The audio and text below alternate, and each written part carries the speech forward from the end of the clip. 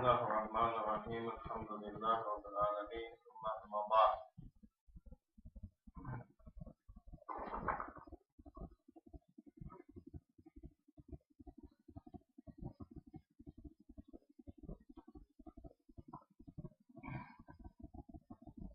I will read, inshallah, statements that was mentioned in the talk. Then we'll give some, inshallah, comments, some solutions and advices, or I should say advice, concerning.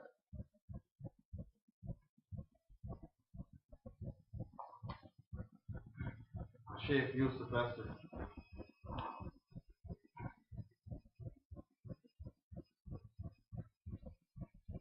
حفظه الله تعالى وثبت أخطاءه. Allah Azza wa Jalla preserve and protect him, and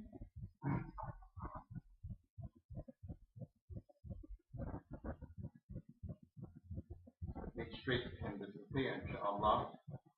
He mentioned in his talk Muslim issues in the West. You go to this clip on YouTube, it's called Muslim Issues in the West. It appears to be panel discussion, questions and answers afterwards. It seemed like it was a group of college individuals.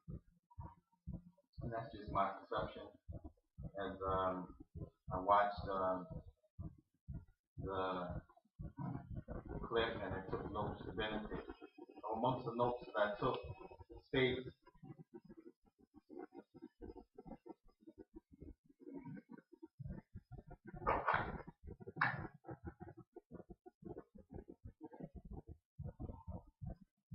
this is why when you sit with the real ulama, this is why when you sit with the real ulama, you never rush to give a fatwa. You never rush to give a fatwa. Continues. It says, this is why you sit with the real ulama, the real scholars of Islam, and they have many times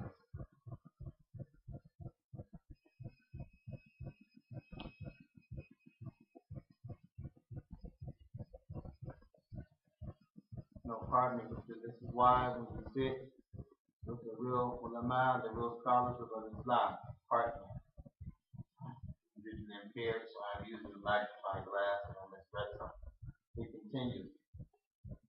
He says, I have many times in many countries, and I never met one real scholar. I have said many times, in many countries, I've never met one real scholar ever who was in a hurry to give a fatwa,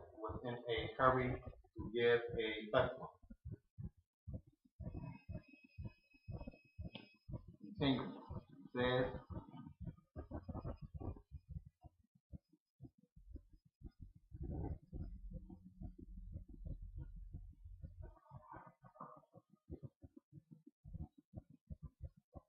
he's never met a real scholar ever who was in a hurry to give a fatwa about anything. Anything includes the issue that we're talking about when it comes to the issue of music. Continues, he says, I never met any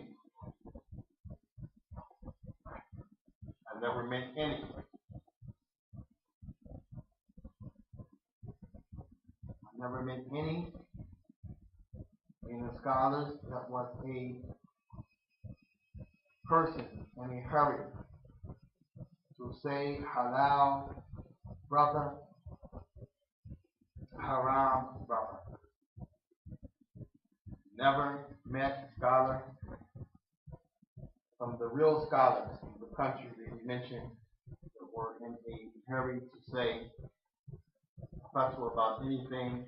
I never met any that was in a hurry to say halal brother or haram brother. Meaning this is haram or this is halal. Shaykh continues, he said,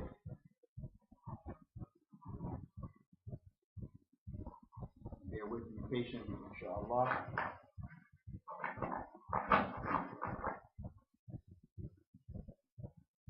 He said, I want to tell you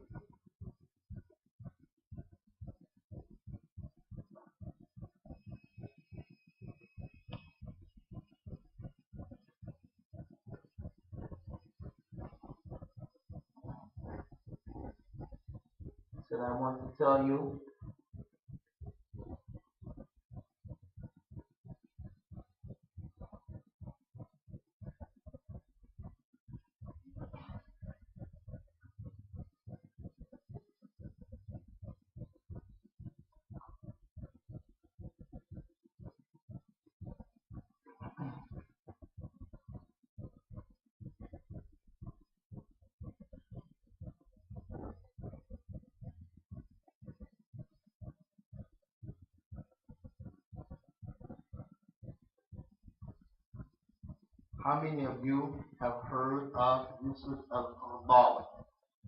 He said, I want to tell you, here means just ask you, how many of you have heard of Yusuf al-Qardaawee? He said, he's probably the most known on the face of the earth today. He's probably the most known on the face of the earth today. He's talking to his audience. He said, I want to tell you a statement that he, meaning Yusuf al-Qardaawee, said. He said, any of the scholars could make something haram. Any of the scholars can make something haram.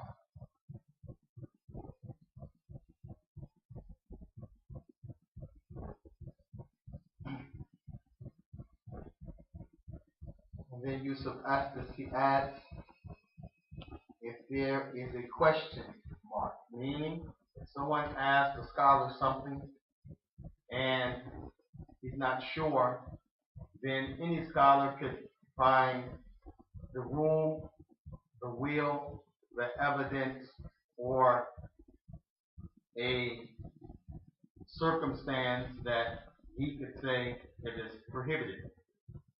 Easy for him to come up with that conclusion. Then he continues. As the statement was the statement of Mr. Qardaawee, any scholar can come up with what is haram, and then Yusuf asked this, Yusuf asked this, he added, and if the person is questioned. He said if there is a question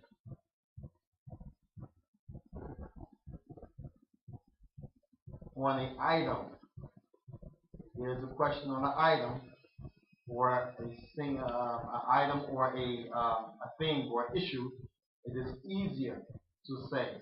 It is easier to say haram, brother, says Yusuf al-Qardaawee. It is easier for him to say haram, brother, is the statement of Yusuf al-Qardaawee. He continues, he says, it is easy to say, stay away from it, brother, it is haram. Stay away from it. And he gives explanation. He says, because the day of judgment, on that day, that alim, he will be able to say, or it will be said in his favor, at least I kept you away from the haram. At least I kept you away from that which is haram. Or at least I kept you away from something that I wasn't sure about. But it's real hard to say something on the contrary is halal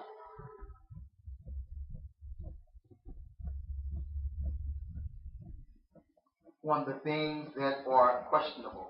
On the things that are questionable meaning matters, and that is because if a person says something is halal, what if that thing in actuality is haram? What if that thing in actuality is haram? He's still quoting Yusuf Estes from Sheikh Estes and Qardaawee.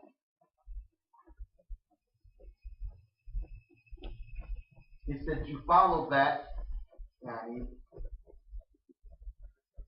of that which the Sheikh mentioned, that something is haram, rather than that something is halal. In Yusuf Estes, he goes on, he says, when I was in Egypt, I sat with another scholar who said everything in the life, everything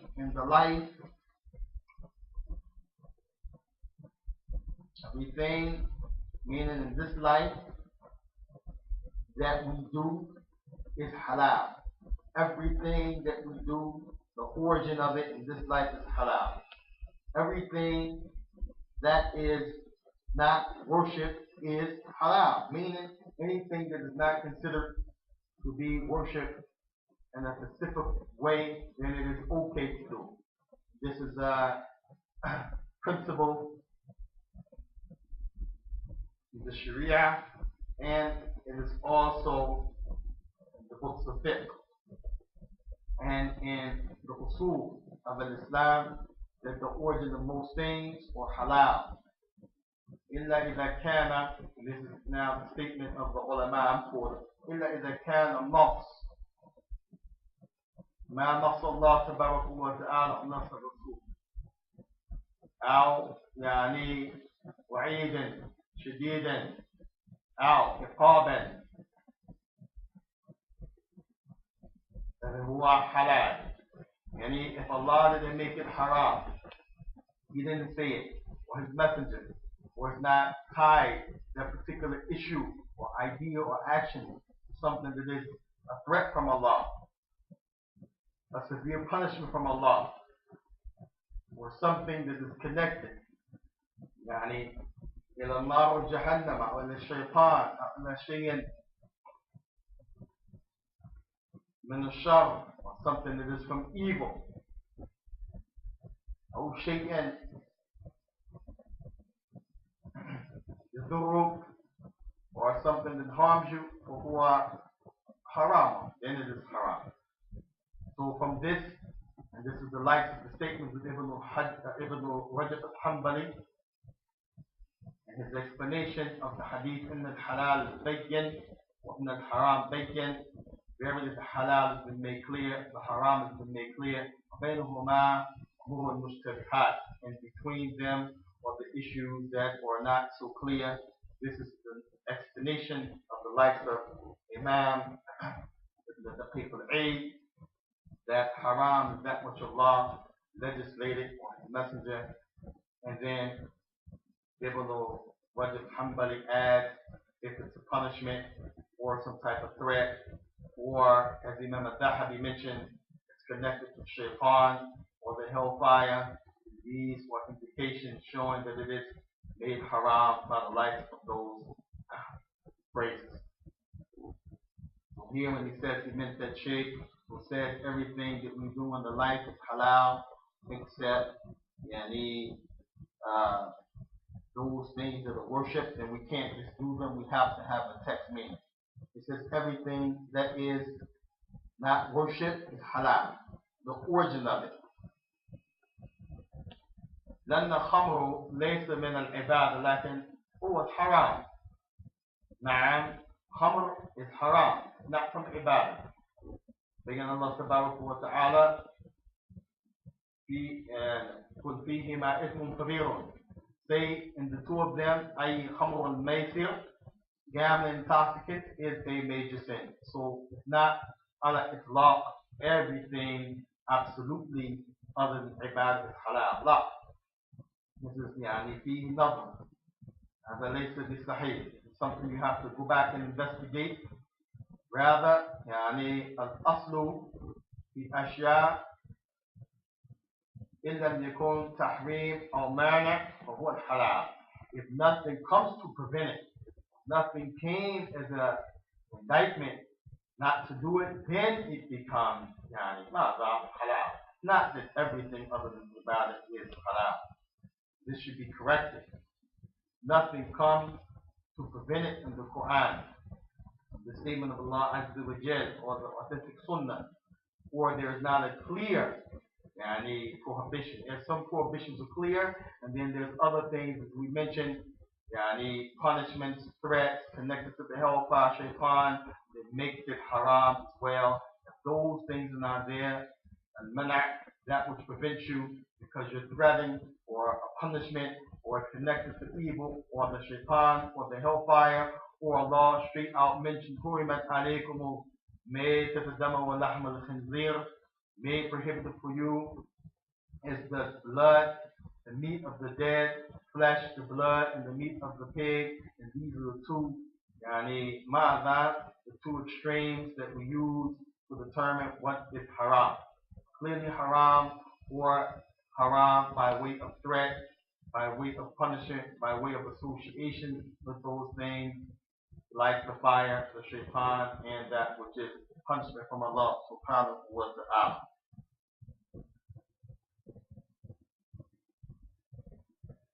Then he continues, as he quotes from the second sheikh that he met when he was in Egypt, Estes and Qardaawee mentioned his statements, and now this other sheikh's statement is being mentioned by Sheikh Estes. He said, so everything that is in the life, everything that is not worship is halal, except by a specific text, and a specific text that proves it to be haram. And this is the point where we wind down to the issue of music. As all of this was the platform by which he would deliver the message from other people that music is not haram. Pay it. So thus, as he continues, he says, music, Islam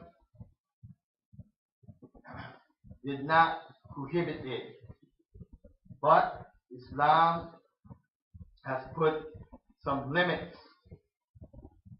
on it. So he says Islam didn't prohibit music, but he has put some limits on it. And in order to understand those limits,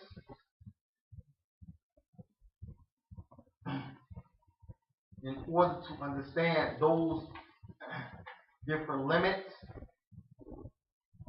then an individual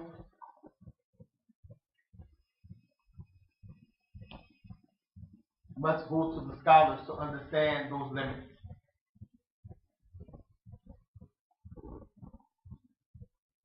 And if you say that the music is haram, then you have to bring a proof. And there is none. There is none. There is none. And there is no proof. But there are limits only for the issue of music. Then he goes on and says, so this is the way. Do we have to find out the limits by going to the scholars, in order to find out what are those limits.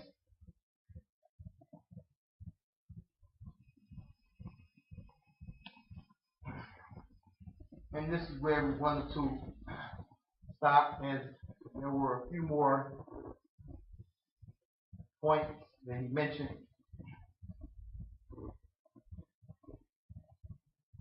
and it is close to the salat for us here again in my locale. He also mentioned Chief Estes concerning some of the limits, some of the facts, those limitations of music, which is not prohibited, but it has limits.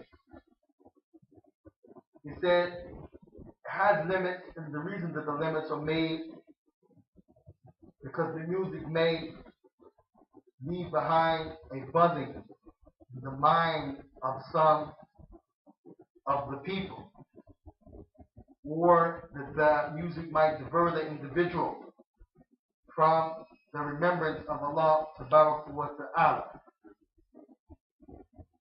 And then the Shaykh, he went on and he mentioned a few more points. But we'll stop here. We will bring Allah wa ta'ala our advice and what we have to say. As he said, if a person is going to say something is haram, then he must bring his evidence. كما يقول الله سبحانه وتعالى هاتوا برهانكم إن كنتم صادقين. Bring your proof if what you say is truthful. Inshallah تبارك وتعالى نؤذن للصلاة مستمرة إن شاء الله بعدها. صلى الله وسلم وبارك على نبينا محمد وعلى آله وأصحابه وسلم تسليما كثيرا. الحمد لله رب العالمين. And I thank you for your patience again. As we mentioned, visually impaired and have to read magnifying glass. I'll be the 90 tawfiq.